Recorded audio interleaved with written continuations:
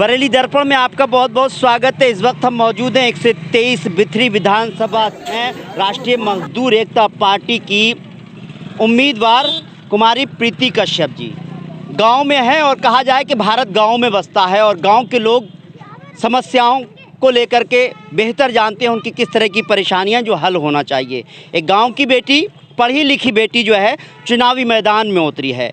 मजदूरों की बात हो या किसानों की बात हो, माजूरों की बात हो, मजबूरों की बात हो, एक गांव की बेटी, पढ़ी लिखी बेटी से बेहतर कोई नहीं समझ सकता।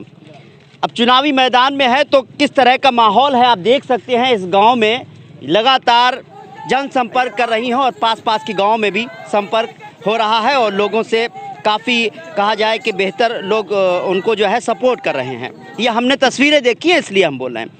आज हम इनसे बात करेंगे वो कौन कौन सी समस्याएं हैं जो इनके इलाके की हैं, वो मैनिफेस्टो इनकी पार्टी का क्या है जो ये लेकर आए हैं और यहाँ के लोगों के लिए कहा जाए या उत्तर प्रदेश के विकास के लिए बेहतर होगा। बहुत बहुत स्वागत है आपका जी। सवाल यही है कि राष्ट्रीय मजदूर एकता पार्टी ने आपको ख़ास तौर से कहा जाए कि बरेली में मंडल में आपको ही उम्मीदवार बनाया है, इसका मतलब आप में कुछ ना कुछ तो खासियत होगी ही। अपने बारे में बताएं और दूसरी बात यह है कि क्या कहेंगे इलाके को लेकर के और लोगों के का किस तरह से आपको जो है सपोर्ट मिल रहा है।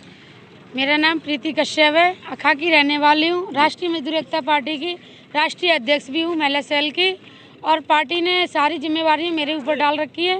और हमारी पार्टी का मैनिफेस्टो सबसे बड़ी बात है बेरोजगारी। वो मेन मुद्दा है हमारा बेरोजगारी का। मैंने अपनी विधानसभा में घूम के देखा है, जैसे मैं कल गाँव में घूमी थी, बारिश का मौसम था, वहाँ मेरे साथ कई भाई गिर भी गए थे, जहाँ निकलने का कोई भी रास्ता नहीं है। गलियाँ इतनी ख़राब हो रही हैं कि जहाँ से बंदा निकल भी नहीं सकता है। तो अगर मैं यहाँ से चुनाव जीतती हूँ तो मैं सबसे पहले अपने विधानसभा की गलियों को चमकाऊंगी। दूसरा मुद्दा ये कहूँगी, मैंने देखा है उत्तर प्रदेश की जनता लगभग 50 से 60% बाहर काम करती है, बाहर काम करती है। ऐसी कोई भी मतलब अर्थव्यवस्था नहीं करी गई उत्तर प्रदेश में। जो मजदूर भाई हमारे बाहर जाते हैं वो बाहर ना जा कर के अपने ही क्षेत्र में कमा खा सके। मेरा मेन मुद्दा रहेगा रोजगार के ऊपर। जैसे कि मेरे क्षेत्र के लोग बाहर जाते प्लान करके, मजदूरी करने को कुछ भी लगा लो, क्योंकि देखो जब खाने को नहीं होगा तो बंदा बाहर जाएगा। तो मेरा मेन मुद्दा रहेगा कि मैं अपने क्षेत्र में फैक्ट्रियाँ लगवाऊँ और अपने साथियों को, अपने नौजवान भाइयों को, माताओं बहनों को रोजगार दिलवाऊँ। जी मेन मुद्दा मेरा ये रहेगा। और दूसरा मुद्दा मेरा ये रहेगा, मेरी विधानसभा में अगर मैं यहाँ से जीत के निकलती हूँ तो मिनी बसें छुड़वाई जाएंगी जो निःशुल्क किराए में रहेंगी जी। और तीसरा मुद्दा रहेगा मेरे एम्बुलेंस भी निःशुल्क रहेंगी। सबसे ज़्यादा जोर दिया जाएगा बेरोजगारी और क्या कहते हैं शिक्षा पे। शिक्षा पर कहा जाए क्योंकि गांव में शिक्षा का स्तर देखा जाए बहुत ख़राब देखा जाता है। किस तरह की व्यवस्थाएं रहेंगी, किस तरह के स्कूल होंगे। दूसरी बात खासतौर से महिलाओं के लिए कहा जाए या कहा जाए विकास के लिए आपने कहा कि गाड़ियां आप चलवाएंगी, और भी किस किस तरह की सुविधाएं रहेंगी। देखो हमारी पार्टी सरकार में तो है नहीं, और मैं देखो एक विधायक के पास मैं इतना जानती हूँ, मेरी विधानसभा मेरा परिवार होगा। मैं खुद के लिए नहीं अपनी विधानसभा के लिए काम करूँगी और मेरी लड़ाई है सिर्फ विकास की। मेरे को भी, क्योंकि कोई पार्टियां आती हैं वोट मांग के जाती हैं। हमने वोट दिया, हमारे पापा ने दिया, हमारे दादा ने दिया, हमारे भाइयों ने भी दिया, लेकिन हमें वोट का पूरा है, जिस प्रकार से हमारा वोट का अधिकार है उस प्रकार से हमारे लिए सपोर्ट नहीं मिलता है, हमारा विकास नहीं होता है। तो इसी चीज़ को मैदान में देखते हुए मैंने ताल ठोकी है और मैं इन दिग्गज पार्टियों के शान से कह सकती हूँ कि अब की इनके लिए, इन सारी पार्टियों के लिए मात दे के निकलूंगी। बहुत अच्छी बात है जिस तरह की चीज़ें कहती हैं कि मात दे के निकलेंगी। गांव की अगर हम बात करते हैं, किसान की हमें बात करनी भी होगी, मजदूर की भी बात करनी होगी।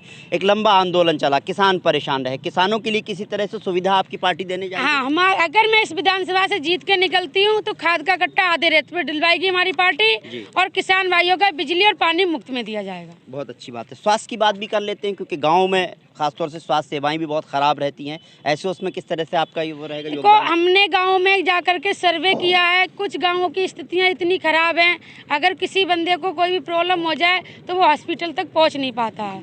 सबसे बड़ी बात यह, जैसे मान ली 5 गाँवों का इकट्ठा करा, सर्वे कराएंगे, 5 गाँवों को इकट्ठा करेंगे, अगर वो सहमत होते हैं कि भाई 5 गाँवों का एक जगह पर इकट्ठा मतलब हॉस्पिटल बनाया जाए तो हमारी पार्टी उसकी भी सुविधा करेगी। बहुत अच्छी बात है। और भी बात करूँगा हालांकि समय कम है, कहा जाए राष्ट्रीय मजदूर एकता पार्टी, अभी मेरी बात हुई थी यहाँ के अध्यक्ष से, तो हरियाणा में चुनाव लड़ा था, दूसरे नंबर पर रही थी। आप लोगों की नज़र में भी आपने देखा होगा पिछले चुनाव में भी इस पार्टी ने अपने उम्मीदवार उतारे थे। लेकिन अगर मैं बरेली की बात करूँ तो महज एक ही कुमारी प्रीति कश्यप है जिन पर जिम्मेदारी दी है।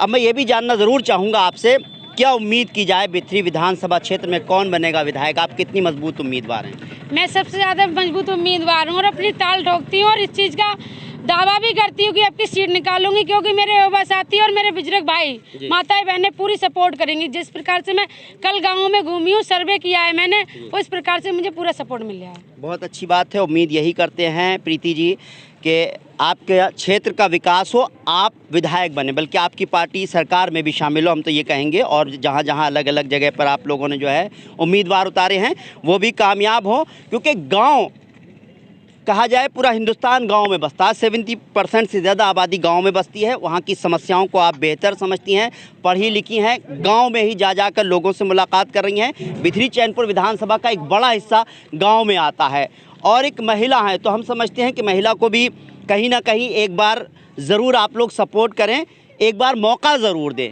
क्योंकि इनसे बेहतर कोई और नहीं समझ सकता। महिलाओं की समस्याएं महिलाएं समझ सकती हैं और पुरुषों की समस्या भी समझती हैं। मजदूरों की बात कर रही हैं, किसानों की बात कर रही हैं, स्वास्थ्य सेवाओं की बात कर रही हैं। जाहिर सी बात है, अगर ऐसा कोई उम्मीदवार आप चुनकर भेजेंगे तो कुछ बेहतर ही होगा आपके इलाके में। बाकी आपकी राय है, वोट आपका है, आपको किसको देना है इसका अधिकार आपका है, लेकिन सोचना यह है कि कौन बेहतर कैंडिडेट है। जिस तरह से मैंने इलाके में देखा, एक अच्छा जनाधार इनके साथ नज़र आता है। बाकी आपको सोचना है। आपको हमारा प्रोग्राम कैसा लगा कमेंट करें, साथ ही हमारे चैनल को लाइक और सब्सक्राइब करना ना भूलें। फिलहाल मुझे इजाज़त दीजिए। नमस्कार, सत श्री अकाल, आदाब।